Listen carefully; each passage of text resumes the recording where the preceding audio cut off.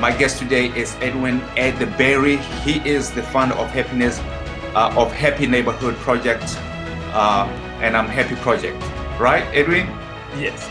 He is in 64 cities in 19 countries with over 70,000 members. His purpose is to inspire and encourage others to fulfill their potential and have a positive impact on the world through service and love. He is a pioneer of happiness as a skill. He teaches happiness class in high school and college students. He also conducts happiness at work session. Edwin, good morning. Good morning to you, Sonia. I am happy to be here. As you can tell that I'm enthralled. I'm happy to be with you today. So, thank you so much. Thank you. I want to say. Why have you been living with this COVID life, man? Well, one of the things that we have really done, which is very, very exciting, is we have some experience.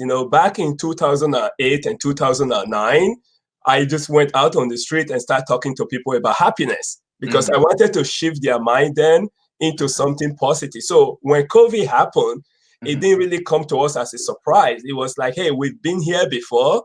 And so instead of focusing on individual, we decided to focus on the small business community. So our goal was just to do the same thing, just to shift their mind from all the COVID talk in the media and then focus it on ways that they can collaborate. So on March 20th, I started an online networking session that had about 100 people registered, and we had 60 people showed up. And now this week, we're actually hosting 30 different networking online. And with almost 2,200 people engaging it. So that's why we bring you on today, so you can talk a little bit about your event, But before we move on, Edwin, a lot of people sometimes, they get confused, what is happiness and what is joy? They just believe that, happiness is something that you have to derive from outside. You know what I mean? Like you have to get it from outside. You have to get money. You have to get drunk. You have to go, and eat some good food. That's happiness to them. And I want you to detangle this, or I want you to differentiate between joy and happiness for us, please. Now, I'll tell you first of all, Sonny, that's a very deep topic, okay? It's very, very deep, okay? Yeah. But what I have learned, 2009, I went out on the street and I interviewed over 1,000 people on the subject of happiness. And as I started to do that, I started to come across people who would tell me, you know what, I don't care about happiness. I just want joy, Yeah. Or some people will say, well, happiness is emotion. Happiness is fleeing. Happiness is this. And so at some point, I started to focus on trying to find out from the street people, the folks that I meet on the street. And I started to ask them, what's the difference between joy and happiness, okay? Yeah. And I want to know myself. So yeah. And I think I must have interviewed over 250 people just on that subject. Right. And here is what I got away with it. About 90% or maybe 92% to be more exact of the general public don't even know the difference. Okay. Yeah. And then when I started to hear the expert will try to make a difference between the two. But if you talk to 10 different experts and their definition of joy is so all over the place. And so that it starts to be confusing. I'll give you a quick example. One guy, is a pastor. He told me that joy is a way of having spiritual connection with God. And he said that very well. Right. And then I met another pastor and he said the only true happiness is believing in God, So I'm like, okay, one says joy and the other say happiness. I'm like, which is which, Okay. Right. So here is my conclusion with the subject. Yeah, because it's a deep discussion, that one. It's very deep. Yeah, back in 2009, I came with a simple definition for happiness. And that's what I put in my 10 ways to be happy card. And anybody that have not seen it can get a copy. It says happiness is a state of mind or a feeling characterized by contentment, satisfaction, pleasure, or joy. That's my definition of happiness. So you got everything in there, though. So and so what I tell people, if you feel joy, you should be thankful. Yeah. If you feel happiness, You should be thankful. Okay. But here is the last thing I will say about that topic. A lot of time when people say happiness is fleeing, happiness is outside, happiness has contingency, I said that's because the overwhelming majority of people are stuck with happiness as emotion. Right. And that's why I want to move the dialogue. I want to move the dialogue from happiness as an emotion to happiness as a skill. And when you treat happiness as a skill, it's no longer as fleeting, it's no longer as blissful. Happiness become constant. Happiness become an internal thing that you can activate anytime. And so that's where the blur is between joy and happiness. It becomes very close. So that's my and also I know and also thank you so much for that, because I think that's you clarify a lot of stuff over there, you know. But also I know that, you know, happiness is divided into two, if you may say, or you have two types of happiness. You have natural happiness and you have synthetic happiness, right? Like natural happiness, like, you know, I gotta get what I have to get and I get it, right? Yeah. And synthetic is like, okay, I'm not getting what I want, but I can create this getting in me. Right. So that I can feel like I got it. What can you say about that? Yeah, and I think it's a little bit even more deeper than that. Okay, you know, you have people that they feel like they have to go get some drink, they have to go smoke some stuff, they have to ingest something in them to get the happiness rush, you know. And I think that kind of rush is very temporary. Okay. You know, it's even like when you win a lottery, okay? When you win a lottery, you get a rush of happiness, okay? Right. Now, some people might say you get a rush of joy, okay? Right. If you win a lottery, but it's still very temporary, okay? Because it was inspired by something that happened on the outside, you know? Right. For me, happiness is an inside job. Okay. And so that's why that even if the war is falling on you, you can still be happy.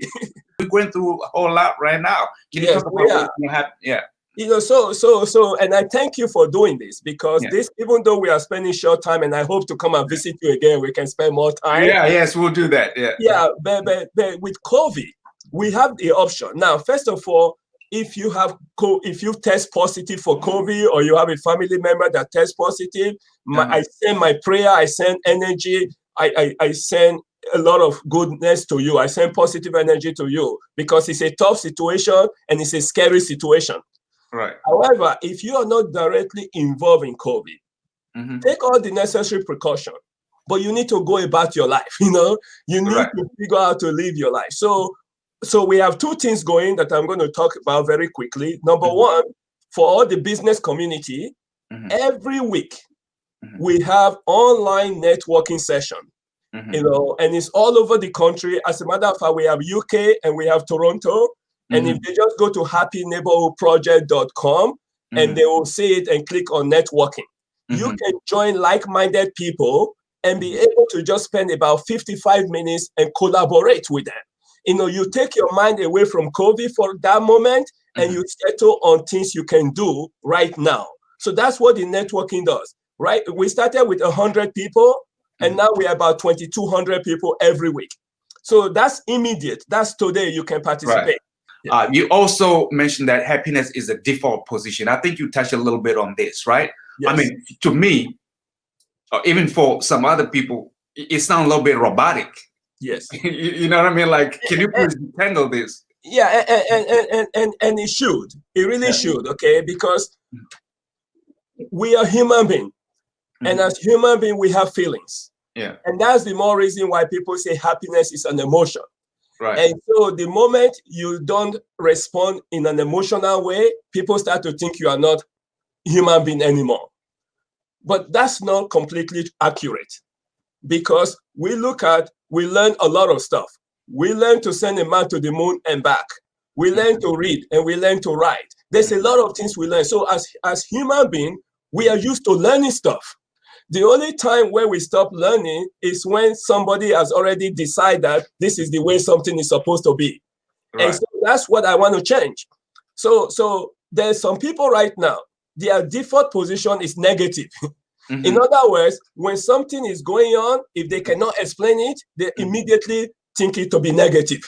That's Right. their default position. Okay. Mhm. If you do something that they don't fully understand, they're going to interpret it as negative, that you're trying to get them.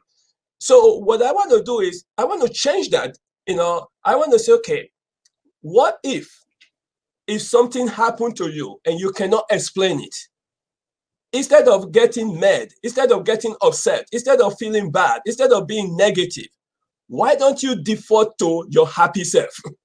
Now, it's not easy, okay? This Right. takes practice. That's why people say practice make perfect. I don't believe that. Mhm. Okay, practice makes improvement. Mhm. So if you practice it, you become so. I'll give you an example. Uh-huh. And this is something everybody will understand. You're driving along the road, you're minding your own business. Maybe you're driving too fast, and out of nowhere, an officer shows up Mhm. and stop you. Okay. Now, most people are thinking, uh-oh, I got a ticket. Uh-oh, my insurance rate is going to go up. Uh-oh, I might even lose my car. I might lose my... So all of that is going on in your head, and they are mostly negative. Now, how do you default to happiness?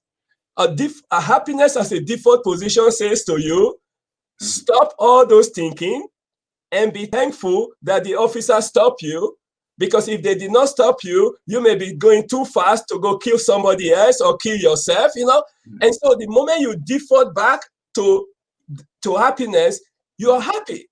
Now, when the officer gets to you, they might be trying to give you a ticket or do their job. It doesn't fault you anymore. You are relaxed, you are calm, because you are happy. You've resolved in your mind that the situation you are in is better than the situation you would have been if you kept driving with the speed. Now, again, it sounds robotic, but it's something that happened with practice. And here is the thing that I will live with that. If you understand that no matter what happened, even the worst case scenario, which for me will be the loss of a loved one, right? If you can reframe that, if you can somehow find happiness in the loss of a loved one, then your default position is happiness, and it can be done. Wow, it can be done. No, I totally I understand, and this is very interesting topic. I love it. I think we should come back again. We have only a few minutes, but Edwin, there are some people who are saying, especially with the events that have been taking place lately, police brutality and all that.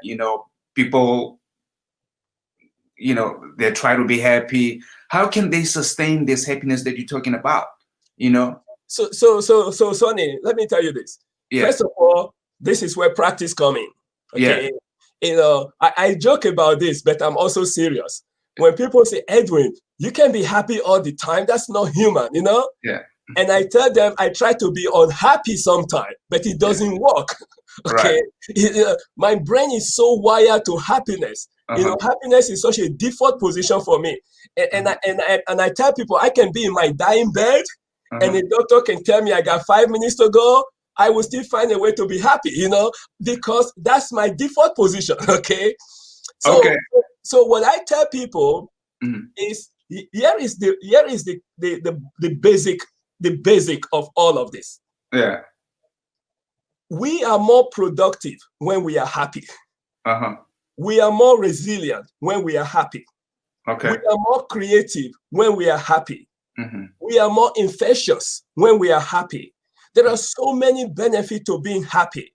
So even if somebody have COVID, they can fight COVID better if they are happy. Okay, so this is why it's so crucial to make sure happiness is your default position. There are a lot of studies that have been done now, where a person that was happy before they have a heart attack, they tend to recover quicker and recover better than somebody who was unhappy before they have the same heart attack. John Hopkins did a study about that. So what I'm telling people, and this is not trying to not to be human or to be robotic or any of those stuff, is just that if you can gradually, it doesn't happen overnight, but they gradually practice those happiness skills. Like number one, gratitude. And when I talk about gratitude, it's not being thankful when everything is going well. Right. It's being thankful even when everything is going bad.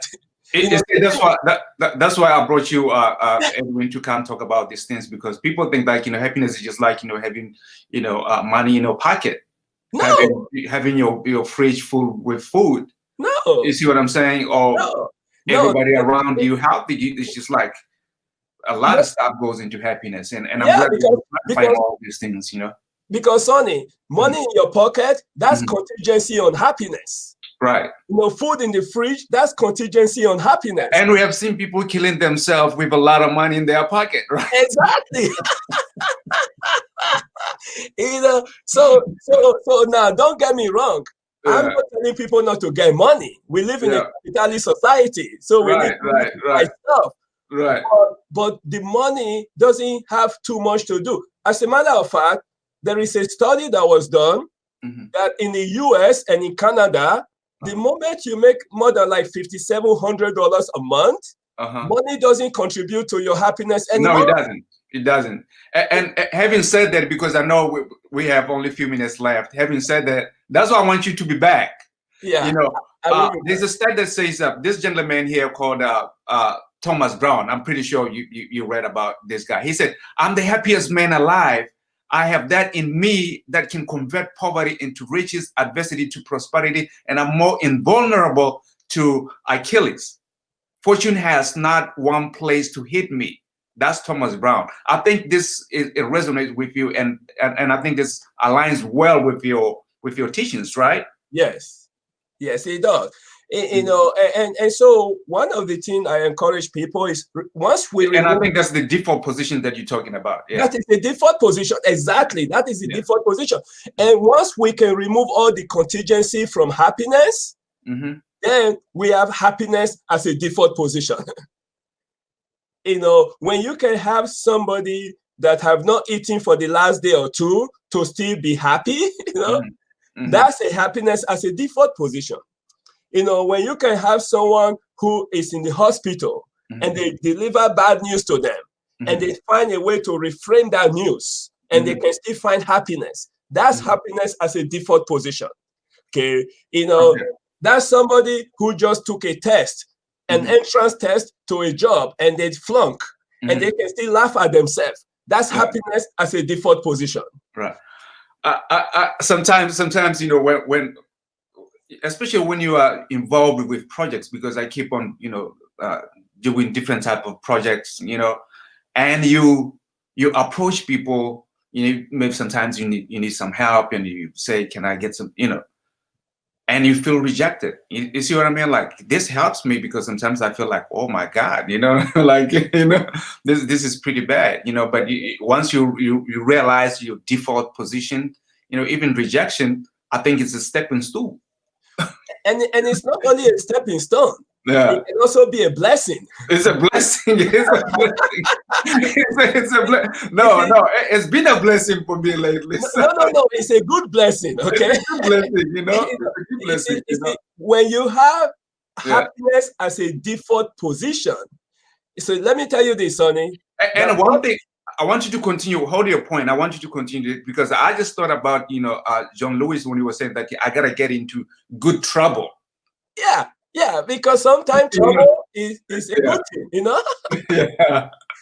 So what I was trying to say, Sonny, is when you get rejected, now there's a lot of stuff. Nobody's gonna go around praying that they should be rejected. None, okay? Right.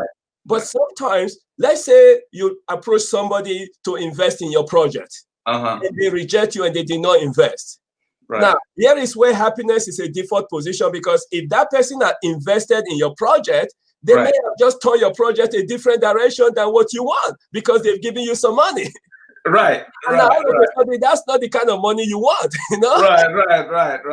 Right. So sometimes a rejection can be a blessing, at the default. It just means that you are not there yet.